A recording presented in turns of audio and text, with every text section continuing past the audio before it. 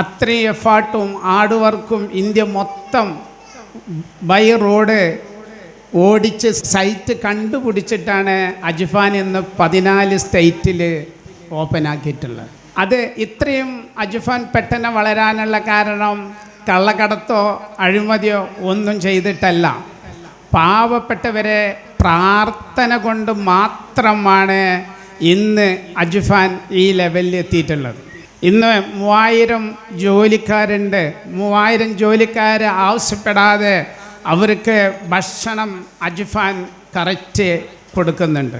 അതുപോലെ പ്രയാസങ്ങളുള്ളവരെ, രോഗികൾ, ജോലിക്കാർക്ക് വേണ്ട എല്ലാ സഹായങ്ങളും കമ്പനി ചെയ്യുന്നുണ്ട്. ഈ വർഷം കമ്പനിക്ക് 1.5 കോടി ഉറുപ്പ്യാണ് പാവപ്പെട്ട തൊഴിലാളികൾക്ക് സക്കാത്തായിട്ട് കൊടുത്തുള്ളത്. സക്കാത്ത് 5 കാര്യം ഇസ്ലാമിൽ നമ്മളോട് പ്രവർത്തിക്കാൻ പറഞ്ഞതില്ലേ, 3ാമത്തെ കാര്യമാണ് സക്കാത്ത്. നമ്മൾ സക്കാത്ത് കൊടുക്കാതെ നമ്മളെ കുട്ടികൾക്ക്, വരാൻ പോണ്ട തലമുറകൾക്ക് സമ്പാദിച്ച് വെച്ചാൽ അത് ഭയങ്കരമായ തെറ്റാണ്. സൂറത്ത് തൗബയിൽ 34 മുതൽ 38 വരെ പറയുന്നത് സക്കാത്ത് കൊടുക്കാത്തതിൻ്റെ ശിക്ഷയാണ് പറയുന്നത്. പാവപ്പെട്ടവൻ്റെ അവകാശം കൊടുക്കാതെ അത് പിടിച്ചു വെച്ചുകൊണ്ടാണ് നമ്മൾ ഈ കർമ്മങ്ങൾ ചെയ്യുന്നത്. നമ്മൾ ശുദ്ധിയാവണമെങ്കിൽ, നല്ലവരാവണമെങ്കിൽ നമ്മൾ സക്കാത്ത് കൊടുക്കുക. ബാക്കിയുള്ളത് നമ്മളെ മക്കൾക്ക് നിങ്ങൾ നീക്കി വെച്ചാൽ മതി. സക്കാത്ത് കൊടുത്തു വിചാരിച്ചിട്ട് ഒരിക്കലും കുറയുന്നില്ല. അജ്ഫാൻ സക്കാത്ത് കൊടുത്തത് കൊണ്ടാണ് ഇത്രയും ലെവലിൽ എത്തിയത്. എന്തുകൊണ്ടാണ്? കൊടുത്താൽ കിട്ടും, കൊടുത്താൽ കിട്ടും എന്നതിൻ്റെ തെളിവാണ് നിങ്ങളുടെ മുന്നിൽ ഞാൻ വെച്ചത്.